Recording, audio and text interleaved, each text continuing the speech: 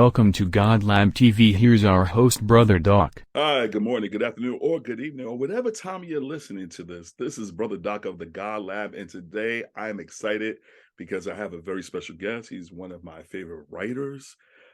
He's a philosopher. He's also a culinary artist, a creative consultant, a visual artist, and he's also a screenwriter. And he's also from where I'm from, Brooklyn, New York. I'm talking about the one and only Adika Butler. How are you, Brother Butler? I'm wonderful. Thanks for having me on the God Lab. Really Man, thanks appreciate for it. being on, man. So just I want to lead into it real quick, Adika. So I came across your writing on Scrib, and it was a powerful piece called Wrestling with Wisdom, right? And it Right.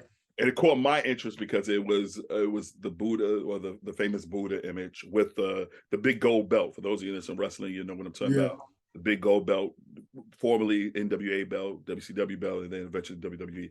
But any of that, it was like, what is this? And when I read it, I was like, oh wow, who is this guy? I want to follow, I want to support. And then I came into Mind Glow Books, and I read some other gems that we're going to talk about. And then I don't know if this is, I know you have more projects on the way, but I am really I think I devoured this book in 2 days. It was very interesting. For those who It's don't, beautiful. Like so uh-huh. many people have said to me who've read it that it was such a quick read for them. You know what I Right, mean? right, And right. it's like the flow of it all. It just Yeah, man. And I could have put it down. It was kind of like if I had started early in the day, I would have killed it in one day. And when I mean kill, I yeah. would have read it in one day. But I was like, all right, it's late.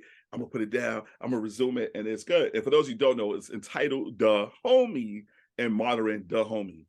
And I don't know if you want to talk about that first. Yeah, yeah, definitely. Like the book essentially is based upon my 2019 visit to the West African country known as Benin, Okay. which is home to the old the Homey kingdom.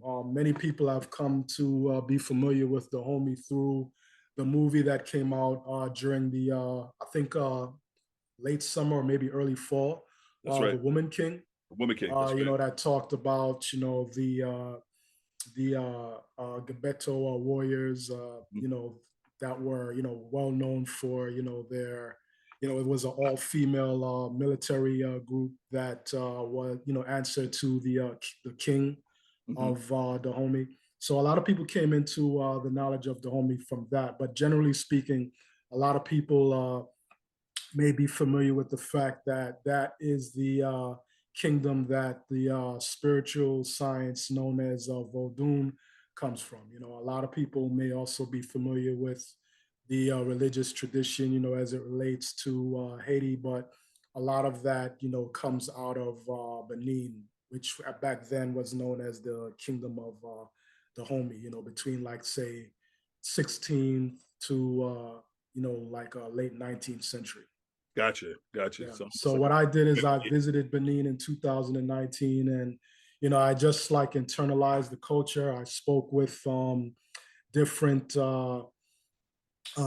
priests, people who participate in the religion, both like as just general practitioners, and Mhm. as like what you might even call like adepts. And I just picked their brains. I traveled, I visited different sites, and I wrote about my experiences as a Black man who was born and raised in Brooklyn, Mhm. and is coming to know these cultures, from reading about it. And yeah, it was a powerful experience.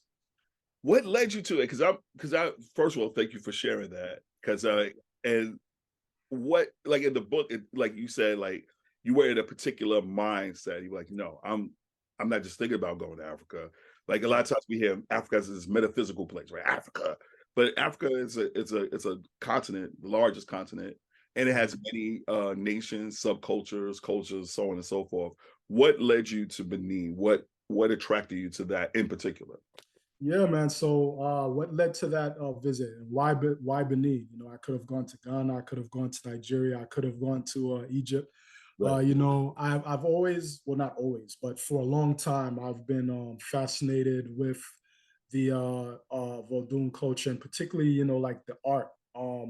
coming out of Benin. Like they have like these very colorful wall paintings, that depict, the different divinities within the tradition. They're called like lithographs, and they have these, strong, powerful, vibrant pastel colors. So I was always intrigued by the art, and particularly the bronze work. They're very known for, like their statues, which are made out of bronze, and the detail that goes into constructing these things are, like just amazing. So I remember one time I went to an African arts festival, and there was a seller who had artwork from Benin. And I think this was back in the summer of 2009. And I remember standing in front of the bronze statue, and I was just like in awe of it. You know what I mean? And this is a time when, like I was still giving like a lot of attention to, like the Kemetic, culture and sciences. But I remember standing in front of that statue and really feeling like, man, like I feel like I'm being like transported into like a very like primordial era in human history. And I just like really resonated with the art. And from that point on, like I remember, like making it my business, just to, look into, that culture a little bit, closer than I had been at that point. And then back in 2017, I had a conversation with a spiritualist who is pretty, like grounded in those traditions. They were, for lack of a, a better word, a word that everybody can relate to. They were initiated. They had gone through rites of passage in various West African spiritual systems. And they had, a fair amount of knowledge on Vodun. And they, they had a conversation, with me, and they kind of like, like just did a reading, and they were like, I was telling them that I wanted to go to Ghana, and they recommended, yeah, I can see you definitely going to Ghana. But I feel like if you go to Benin, you're going to find things there that will really have a big, like impact on you. And I was like, Benin, that's interesting because, I had, like I said, I was very impressed with the artwork. Right. I had, like curiosities about their spiritual beliefs, some of which I was already familiar with, but it wasn't really on my radar like that to actually go there. Like I was more content with just, reading whatever books that I had or reading whatever I saw on the internet pertaining to it. It wasn't something that I was really looking at like that. But after that conversation, I said, you know what, I'm going to like really get some like really good books on that tradition and really like, see what's going on there. And as I did that, I was like, wait a minute, I see what he's talking about now. Like there were some things that I had not taken into consideration up until that point. And one of those books, do I even have it readily available? Oh, this book right here. Okay. Vodun in Coastal Benin. Gotcha.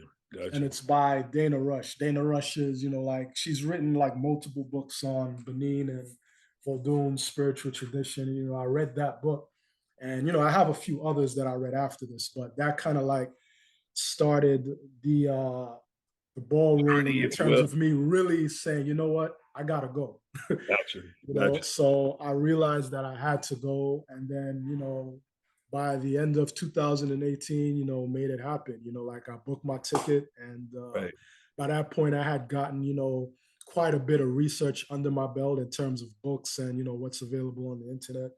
And I was in like cultural anthropologist mode. I wasn't going to have a vacation. I wasn't going to just chill. I was going to research, study, interview people, talk with people, internalize everything that I got from my experience, and just see where it took me. And when I got back, I was like, Adika, you're gonna write a magazine. Because I wanted to do something different. Like I wanted to do something along the lines of my own version of like a National Geographic type magazine, but more centered in cultural anthropology. But as I got deep into my writing, I was like, nah, this is not a magazine. This is going to be a book.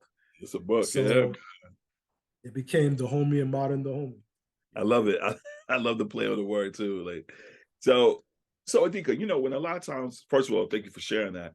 And when brothers and sisters, they go on these pilgrimages, if you will, these journeys, these trips, they come back with a new found awareness, right? Or, and I know you shared in the book, I don't want to give a spoiler, but what was like a major takeaway that you could share from that particular trip to Benin, if you care to share?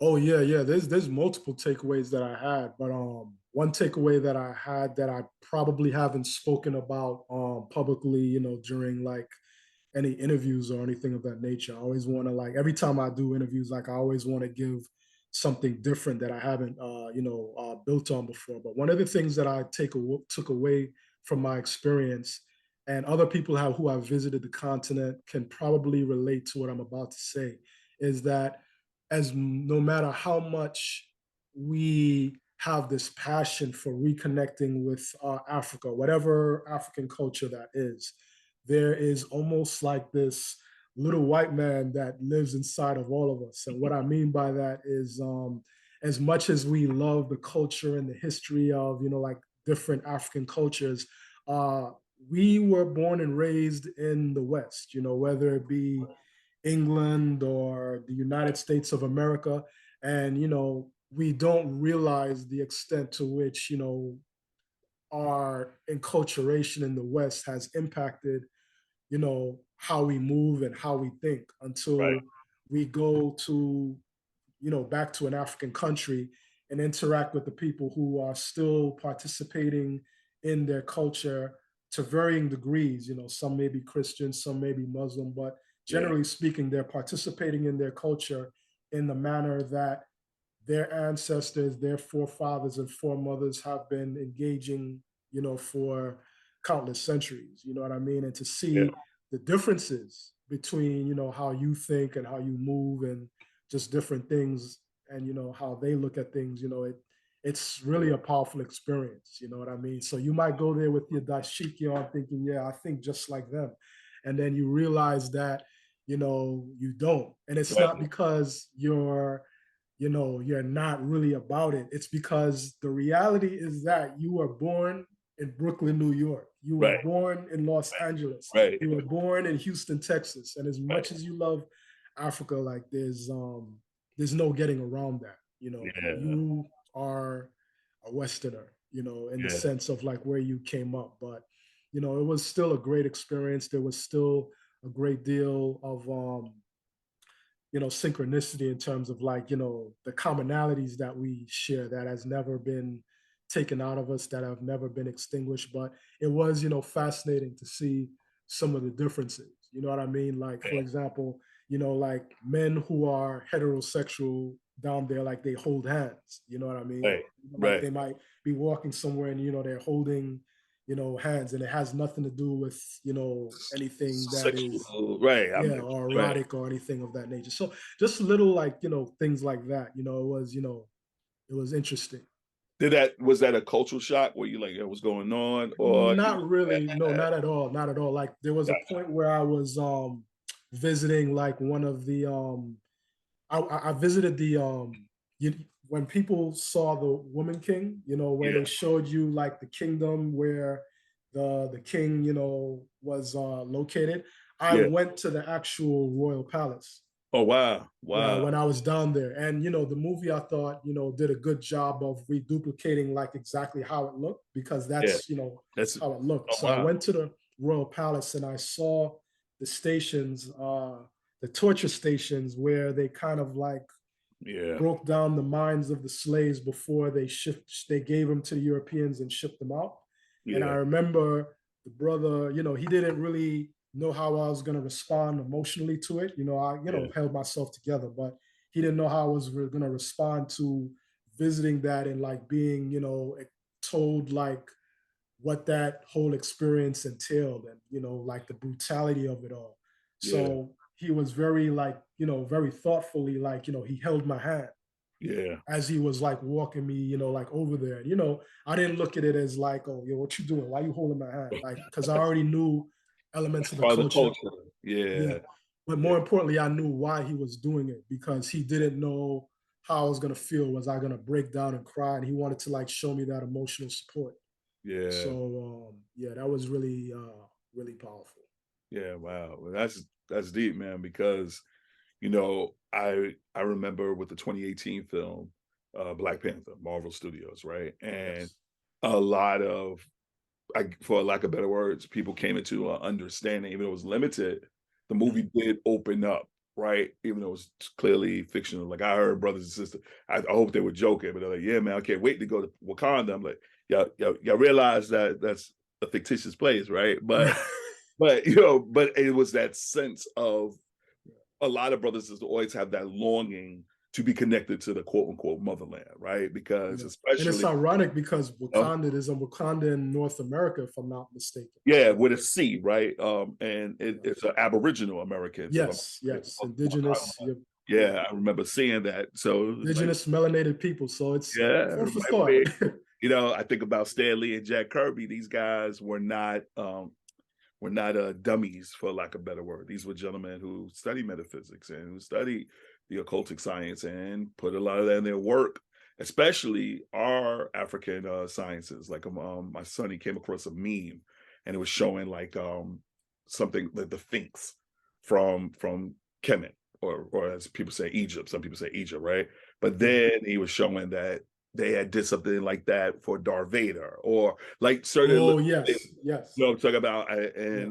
and I feel like a lot of these things in the Western world, even though they vilify it and they demonize it, they also tap into it, right? And we unbeknownst to us, right? Or they try to tell us these things. So I think about the media, right? And I see we have this in especially in Hollywood, right? There's a couple of black films that, like, it's beautiful now because a lot of like brothers and sisters doing their own thing, and they uploading it to Vimeo, or put it out on YouTube, or doing the mom and pop thing, that's not as popular, right? Mhm. But in mainstream Hollywood, we still get these quote unquote slave films, and then we still get a taste of our past glory. Like I had to tell a brother, I'm like, listen, not all of us came from kings and queens. Now we could say that our story did not begin in slavery, but we should be proud of our great past. Even though I might not be a descendant of a king or queen per se, I know that there was royalty. It wasn't just started out in chains, right? So I said all that to lead to this question: what role do you see the media shaping the image of the so-called black man and woman, or melanated man and woman, in this age? That's part one. And part two, what can people do to help, either with limited resources, right, to facilitate or navigate the challenges or changes that may or may not occur, based on what your opinion is? Yeah, your question, just, the first thing that popped into my mind, like hearing where you were going with the questioning was a quote that I've heard many times from Phil Valentine, Mm-hmm. and that is that ignorance is a food source.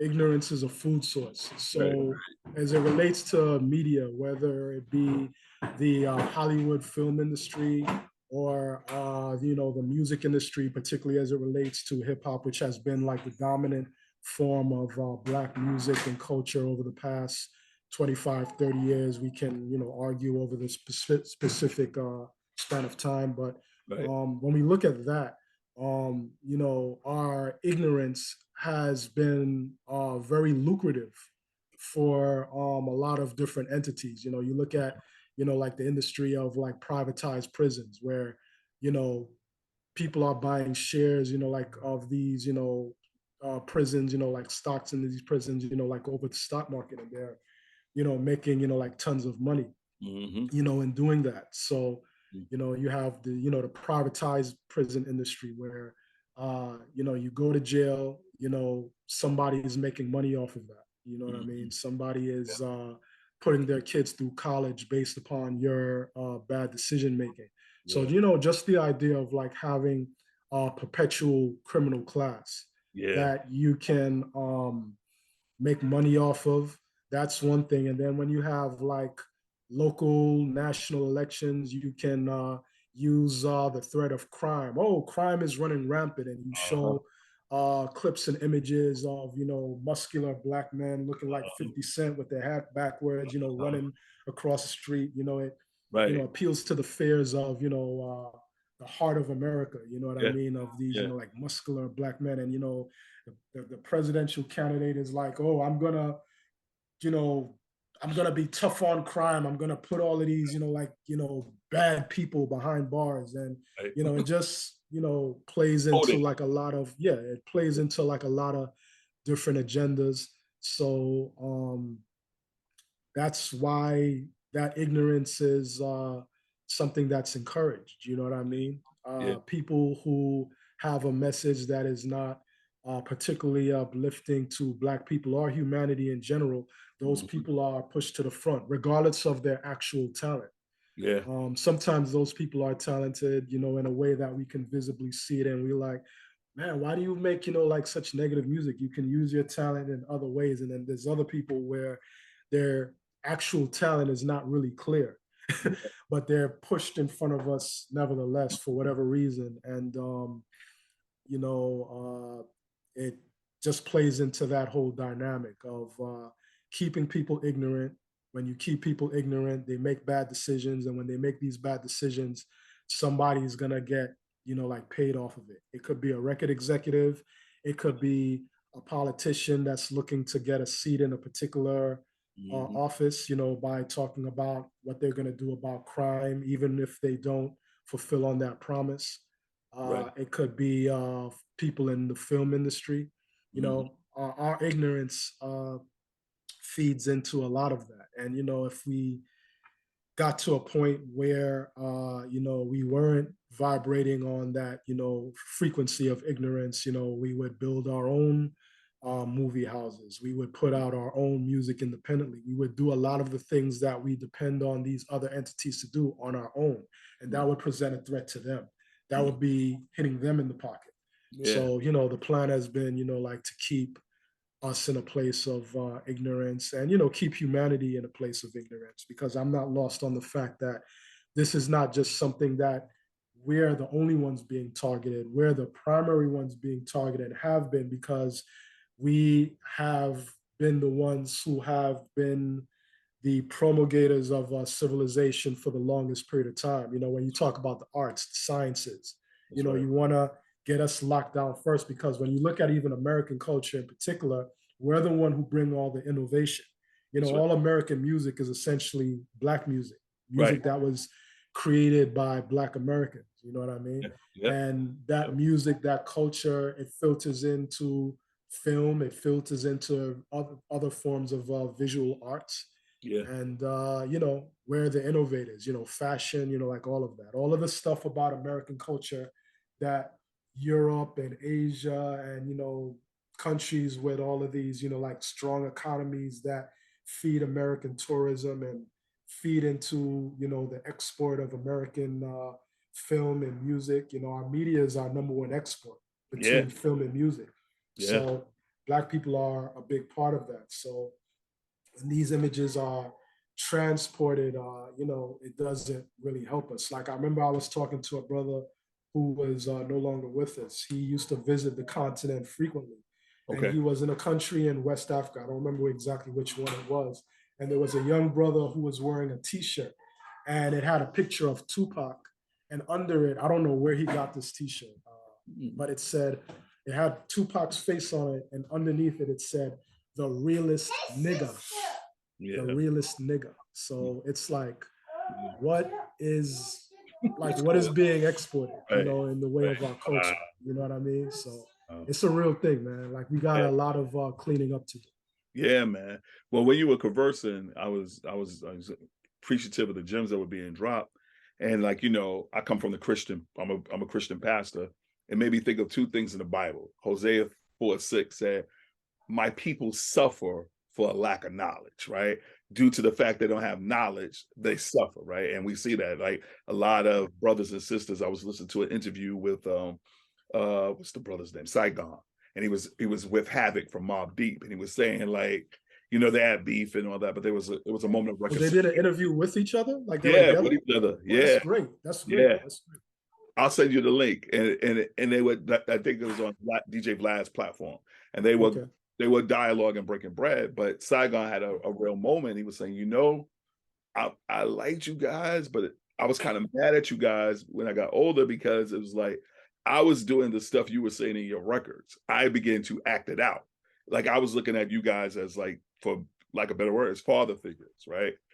But then I realized when I was in the pen, or like when he was in prison, incarcerated, you know, these guys were only like a few years older than me. Like they, wait, but he said, I can't get mad at y'all because y'all were young men and you were probably, you know, hey, tell your story. And you would just tell your story. I want to live your story, but I suffered the consequences of it, right?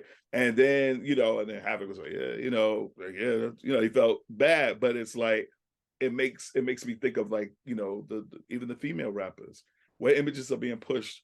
And we know, like you said, I totally get it. I don't just, it's just not just us. I can't say as eloquently as you said, but we are the primary targets. We're getting like attacked, bombarded, right?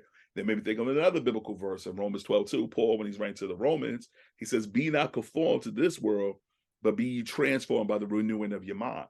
We need some serious mind renewal going on because right now, there's a lot of poison. Like, you know, people, I was telling my wife, we were chuckling. I said, I remember growing up, and I'm sure you could attest to this from my limited knowing of your background. Like, you know, do you remember Gil Noble's Like It Is? Yeah. I did it. Listen. I'm glad you mentioned that because I did a post on Facebook recently.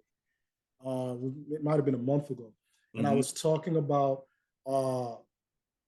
modern Black media, like how a lot of us are dropping the ball. Like it seems like when you move outside of the realm of entertainment, the level of competence in Black media that traditionally focuses on, you know, like entertainment, it's really like not there. You know what I'm saying? Like the maturity of it, you know, like just covering like just different news topics in a way that is responsible, informed. You know what I mean? If the people reporting to you are not informed, like what's going to happen to the people that look at these platforms as, you know, like credible?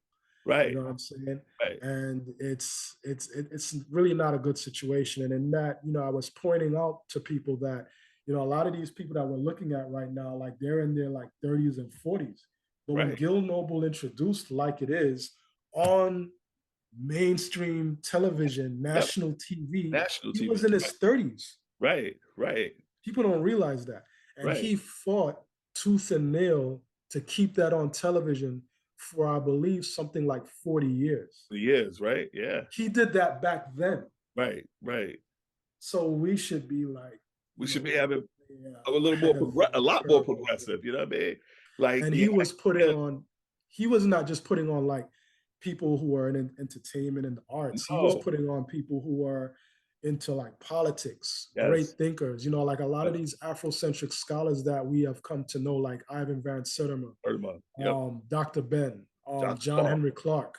He put these people on his platform and he gave people a chance to get familiar with them. And a lot of us would not have been familiar with them if we did not know, if we did not have Like It Is. That's right. Because when Dr. Ben and Ivan Van Sertima and, you know, several other people were coming up, there was no Facebook, there was no MySpace, there was no Instagram, there was no YouTube, there was no TikTok. That's right. So there was no outlet for them to really like get the word out about the amazing work that they were putting out.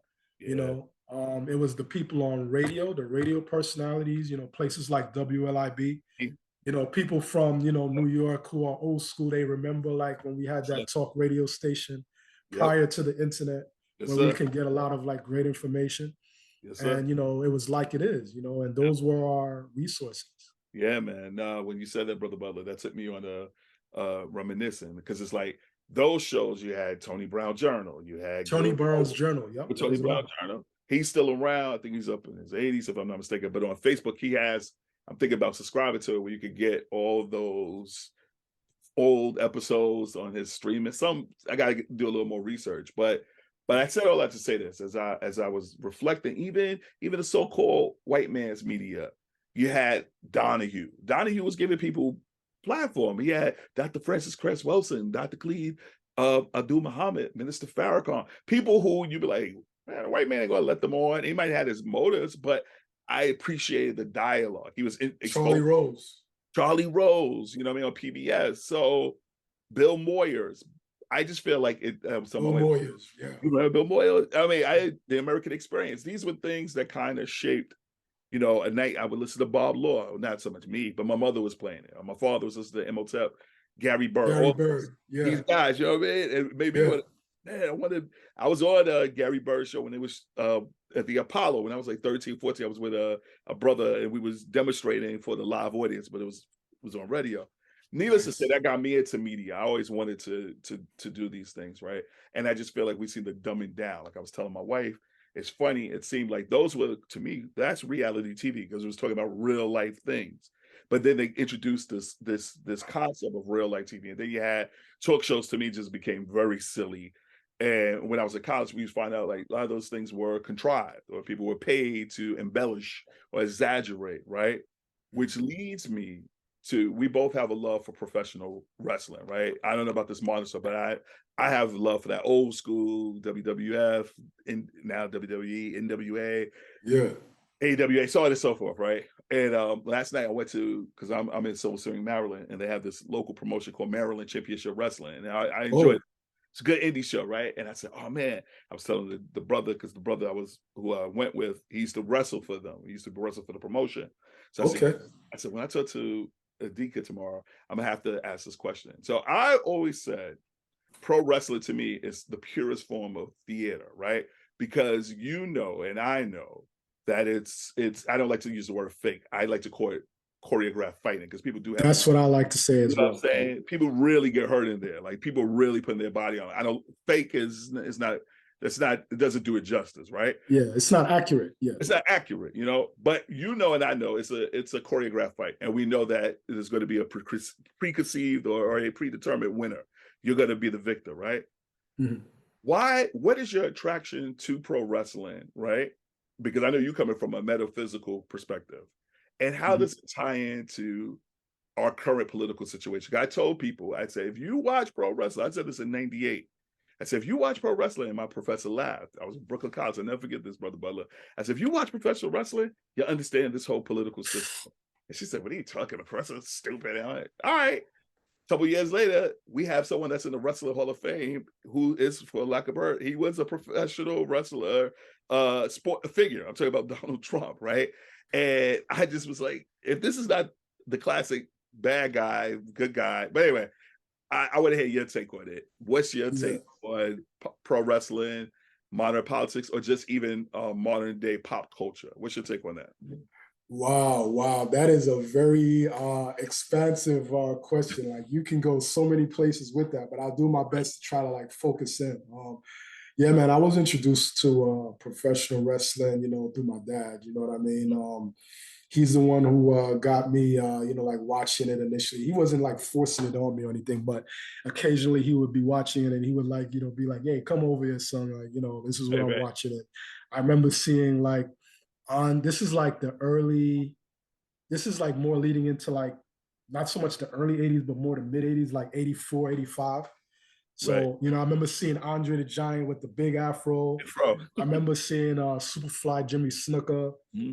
And then when I really started to like, watch it on my own, I remember Mr. Wonderful Paul Orndorff and, Macho Man and, Ricky the Dragon Steam, like all of these different characters. So I was just, entranced by like the intensity of like the personalities, the storylines, and it was just fun to watch it. At that point, me being like 7, 8 years old, 6 years old, it wasn't like any type of like metaphysical thing for me. It was just like pure raw entertainment. You know what I mean? Right. And, they was fighting and body slamming each other and they had big muscles. Like I remember like seeing like Paul Orndorff and I was like, yo, he looked like a real life He-Man.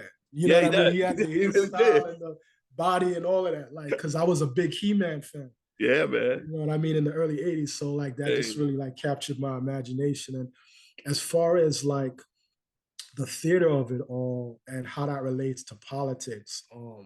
One of the things that I've enjoyed in recent years is watching like the shoot interviews where Mhm. the guys from the past talk about the industry and the psychology behind it and how they're pretty much particularly the guys that are called heels, those are Yes. like your bad guys. Mhm. And they share a lot of the psychology with you and like their personal experiences, and they all stress the same thing. It's really about how they play around with people's emotions. Uh-huh. You know what I mean? How they go out of their way to get you to hate them. As Yes. long as they can keep you emotionally involved and Right. tied into like what is going on, then they got you. Right. Right. You know what I Right. mean? They can get you to like tune in to the programs and give the programs the high ratings that they're looking for. They can get you to go buy a ticket. Right. You know what I mean? Right. And that's what essentially it is. Like I've known people who are, of my age group, and they're like, yeah, man, I grew out of wrestling at like a really early age. You know what I mean? Right. I wasn't really messing with it like that. And these are guys, like within our age group, Right. Right. Right. and I'd be like, yeah, yeah, I remember like you didn't really like it like that by the time you was like 11, 12, 13. And I'm like, why didn't you like it? And they're like, well, because it's fake. You know Right. what I mean? And I'd be like, oh, okay, all right, whatever. But then I see these same people having passionate conversations online about Right. presidential elections. You know what I mean? As Right. though that isn't Hulk Hogan versus the $1 Million Man all Right. over Right. again. Like they think it's real, They think it's real. Yeah. but they don't It's the see work. the Right. cognitive dissonance doesn't allow them to see Yeah. the relationship between the two things, that Yeah. you've invested all of your emotion into this thing where the guys who are quote unquote going against each other, they're really cool with each other behind the camera, behind the scenes, you know what I Yep. mean? Yep. But they're making you think that they really got this beef, like the Yeah. Clintons and Donald Trump really got like a real serious axe to grind. Like they're Yeah. not friends, on Yeah. some level behind, all of this. You know what I mean? It's all theater. It's Yeah. all designed to like push different agendas Yep. and, playing with people's emotions. As long as you can have people emotionally invested with the wrestling, you can get them to buy a ticket to go see the match. As That's right. long as you can get people emotionally invested with the national political scene, you can get them to go to the ballot and pull that lever and vote. You know what I mean? It's the Yeah. same principle, Yeah. being played because at the end of the day, outside of their own personal agendas and their own personal goals, they're not really concerned about us like that. Yeah. They don't care. Yeah. Michael Jackson said it best, I guess. They don't care about us, you know what I mean? And maybe if they did come, it's like the neophyte wrestler, when he or she joins the league, they probably got bright ideas, but then it's a system. And if you're gonna be part of that system, you have to learn how to play by the rules of that system, right? And I think that to me, that helps me understand. I don't get emotionally triggered by these politicians because, as you said, I'm pro wrestling helped me out with that. I was like, this is a work. And the funny thing is, I think the New York Times even wrote an article where they were like, Donald Trump is like, he's gaslighting us. This is pro wrestling, but it was an editorial, but I don't know if people caught it or not. Like I remember for me, when the demystification of pro wrestling happened for me early, but I still rolled with it. I think it was Hacksaw Jim Duggan and the Iron Sheik. I was gonna mention. Wow, I was gonna mention that. Yeah. And that I was like, wait a minute, because my father said, hey, you saw this, and I was like, wait, they got busted, I think, on marijuana possession and alcohol, something like that. But I'm like, wait, why are these guys traveling together? Like they were embroiled in a feud, right? And I'm like, and I went, oh, and then it clicked. It's a movie, I didn't get mad. If anything, I was like, oh, let me try to figure out who's going to win the belt. Like I remember one, and this happened in modern day media, where they announce a winner of an election before the election is, because they got to go to press. So I think they made a boo-boo, so to speak, or a mistake they had on Newsweek, Hillary Clinton as the president. But then the powers that be, I don't know, did it happen the way, or they had a last minute roster change, right? And then Donald Trump, he wins that election. But I remember as a kid going to the magazine, the newsstand, and getting the WWF magazine, and Adika, the WrestleMania 4 didn't even happen. Maybe it was like the Thursday before Sunday's WrestleMania, and Macho Man was on the cover with the belt. So I said, wait, what? Really? Yeah, and I was like, wait, Wow. the guy had like advanced copies. So I said, yo, let me get that. So I was telling my friends, like, yo, he's gonna win. He's gonna win. I went, nah, Macho Man. No, I'm like, he's got the belt. He's gonna win it eventually. Then, so I said all that to say this. I think if people would just take it easy, right? Because a lot of people, I mean, with Trump gone, I mean, he's still trying to surface, it seems like, but we have these things to me where they pit people against each other, right? Like even yesterday, I was laughing because like I'm aware of these things. So I was impressed with the wrestlers because it was a so-called independent show, but they had a big crowd for the size arena it was, and they were like, you know, getting people all amped, involved with the show. I was even sometimes laughing, like, oh, this is really, I'm impressed with your concept, right? I said all that to say this, right? Because I know you're a busy guy and I don't want to hold you up. We're coming into, even though I know people say that's not the accurate calendar, right? But for lack of a better word, we are coming into a quote unquote new year, 2023, right?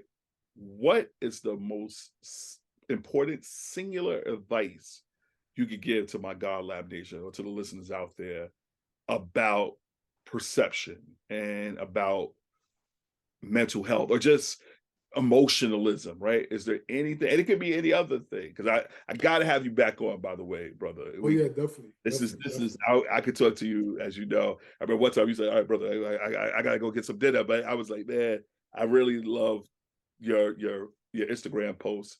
I love your stuff. So before we do that, let me rewind. I'm gonna edit this out, by the way, Adika, because this is way too much stuff.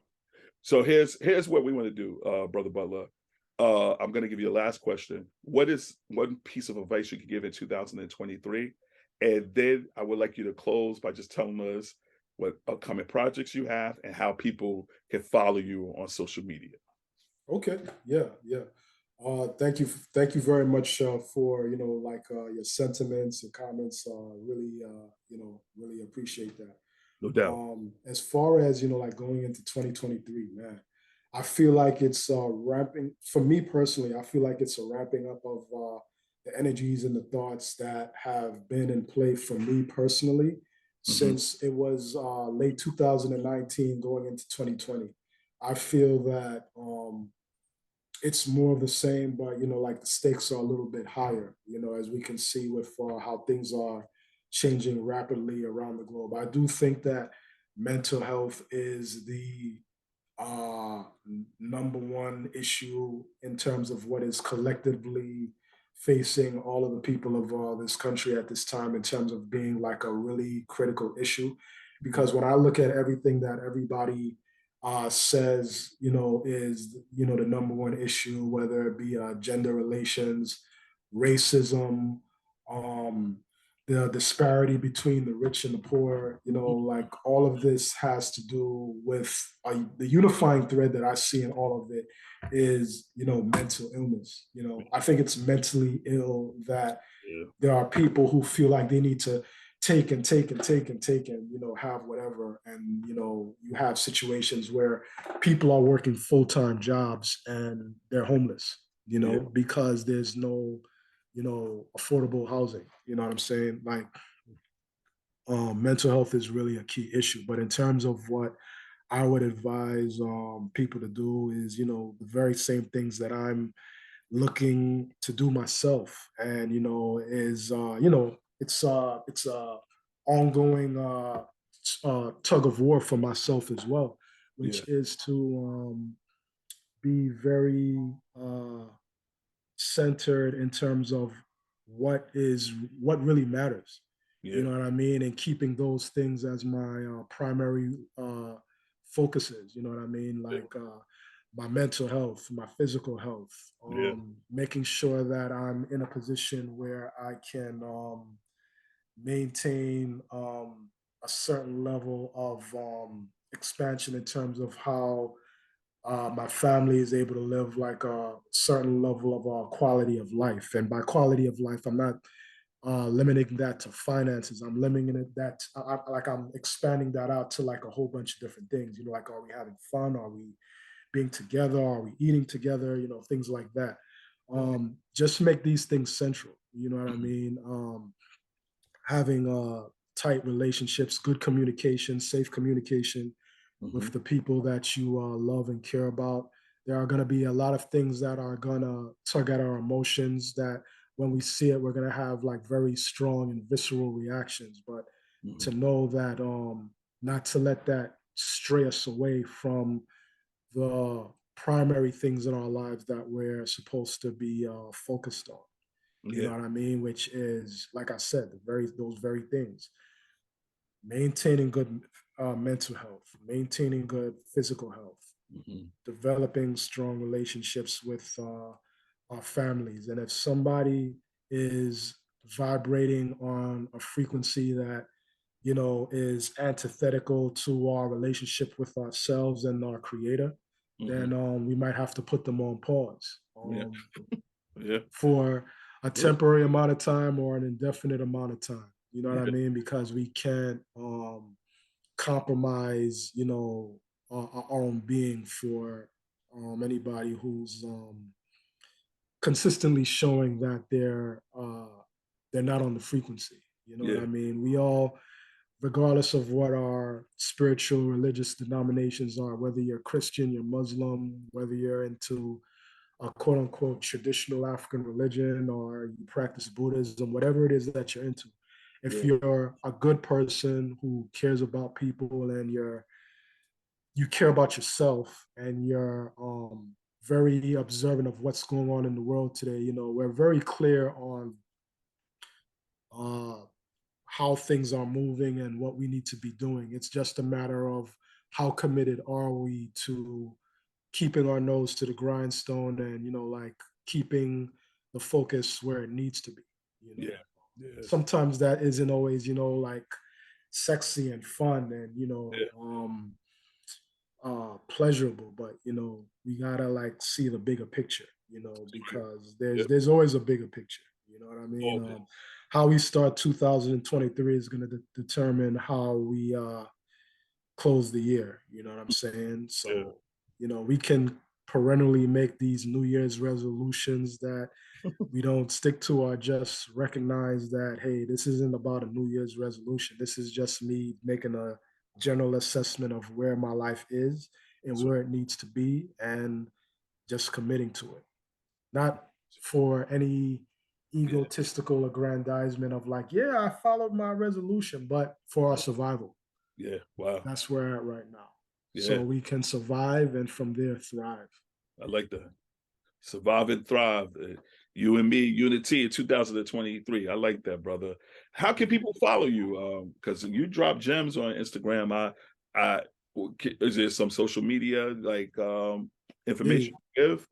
Indeed. You know, I'm also gonna be like being a little bit more active on the YouTube in coming months. I'm looking forward to that. But in the meantime, you know, people can find me on Instagram. You know, that's primarily where I'm at. I'm also on Facebook and, you know, I barely use my Twitter.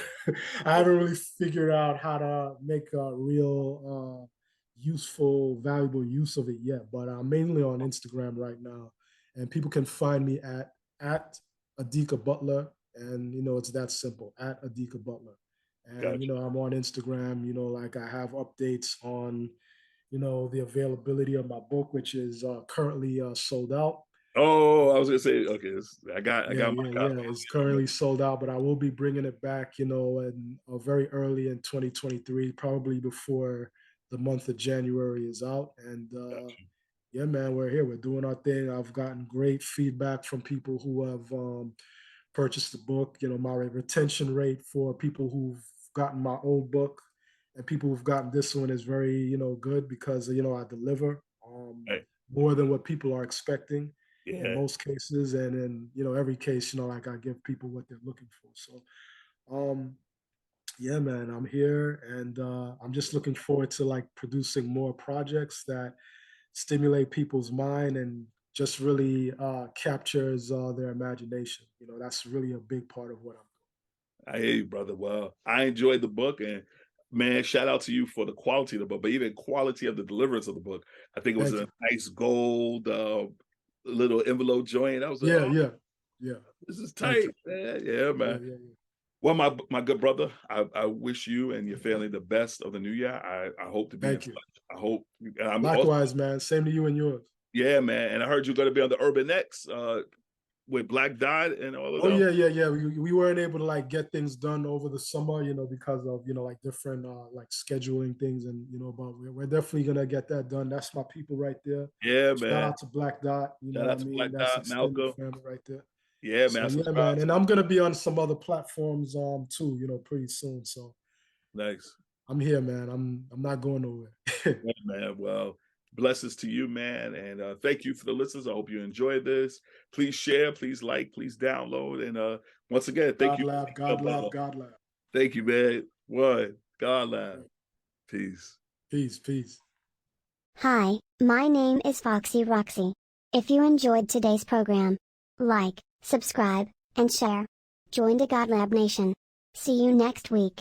God bless. Remember, give God the best of your life for the rest of your life.